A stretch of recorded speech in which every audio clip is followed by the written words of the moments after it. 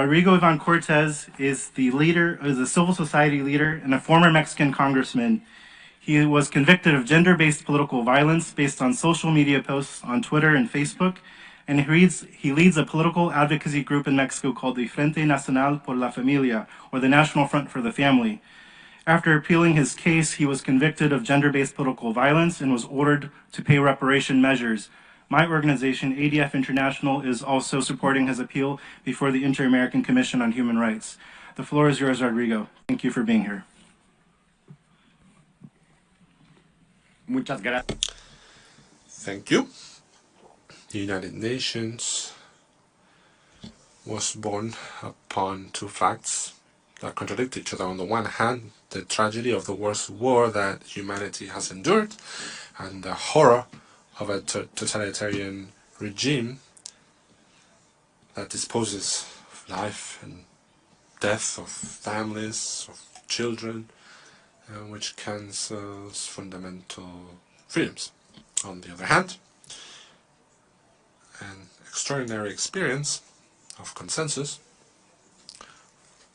from different countries, traditions, cultures, religions, choosing, moving away from the tragedy and the horror that was recently endured. As a paradigmatic example of this declaration, we have Article 3 that recognizes the right to life and freedom for all. Article 16, where it establishes that family is the fundamental unit of society, which has the right of the protection from society and the state. Articles 18 and 19 that talk about the recognition of the universal right to the freedom of thought, conscience, religion, which include the right to manifest your beliefs or religious beliefs, both individually and collectively, both in private and in public. The freedom of expression and opinion, which means we should not be disturbed or harassed because of your opinions. Or Article 16 that reaffirms the provincial right of parents to choose the type of education that will be given to their children. On December 10th, we will commemorate the 75th anniversary of this unprecedented feat. We need to ask ourselves if nations remain united on the recognition and respect of fundamental rights that are reflected in this Universal Declaration. To answer this question, allow me to talk about my case. While I was in the parliament in Mexico, I spoke against the draft legislation that would impose a general prohibition on Christian teachings on sexuality, to define them as hate speech, even though they are based on the Bible. I also said, let's understand by transsexual legislator dressed as drag papisa, this was the person that was introducing this legislation, a man that self-defines as a woman. Because I defended fundamental freedoms, I was accused and I was convicted of gender-based violence, political violence, symbolic violence, and sexual violence, as well as for criticizing the legislative work of a transgender person. However, the evident truth is that a man will never be a woman, and universal rights should prevail over ideological trends. It is profoundly unjust that those who defend universal freedoms are cancelled. The sentence, in the name of non-discrimination, it actually was discriminatory. By arguing that it's not possible to discriminate, it actually started to discriminate and exemplify this discrimination. The sentence included as an aggravating circumstance that I am a man, a white man, Catholic man, heterosexual men. And the National Front for Families, because it is traditional and predominant in culture. Quoting as the Constitution in the section where no one should be subject to discrimination because of his race, religion. According to this, anyone can be identified as a woman just by virtue of expressing it.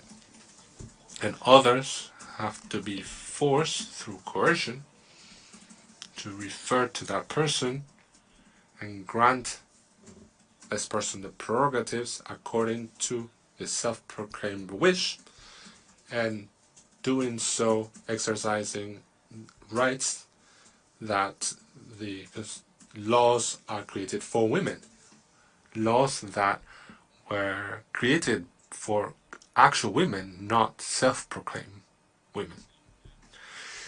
The court rejected the sexual reality of a human being, which is binary, men and women. Not through wish, but rather through the biological reality of humanity. The court criticizes the idea of the assigned sex at birth as a mere perception that others have of genitals, as if the reproductive system was detached from the binary sexual reality of human beings. In the sentence, they they talk against cis normalcy, because when they talk about a person that may have a different gender from the sex assigned at birth, basically this cannot be criticized. It annuls the debate in Parliament, public debate, and forbids freedom of expression and religious freedoms. By dismantling democracy and imposing one single thought, ideological thought, with no scientific or legal basis. This is where we see a very clear pattern. A member of the regime goes to the National Electoral Institute. This is brought to an electoral court. Through this pattern, 2 cardinals have been sentenced, 3 bishops, 2 priests, and 2 congressmen. Fundamental freedoms are severely under threat in Mexico by this ideology of gender confusion and a totalitarian regime. What my country is enduring, unfortunately, is also endured in other countries and other continents. Articles 3, 16, 18, and 19, which protect life, family, and fundamental freedoms, are systematically under attack through this new language of the so-called new rights, or new sexual and reproductive rights, which have never been adopted or approved in any binding treaty. But, however, they are presented as something that emanates or that stems from the Declaration or other treaties through the so-called evolution, which is basically saying, describing a document or quoting a document incorrectly, just to say exactly the opposite of what says. According to the ICPD 25, this also has to be done with the Bible. So we need and evolution hermeneutics to rewrite it, the Bible. I would like to urge everyone that's aware of the importance of the Universal Declaration of Human Rights to defend and uphold the original idea and the original sentiment, so we can go back to what they actually mean, so that we can once again remain united as nations in this universal human rights. Thank you.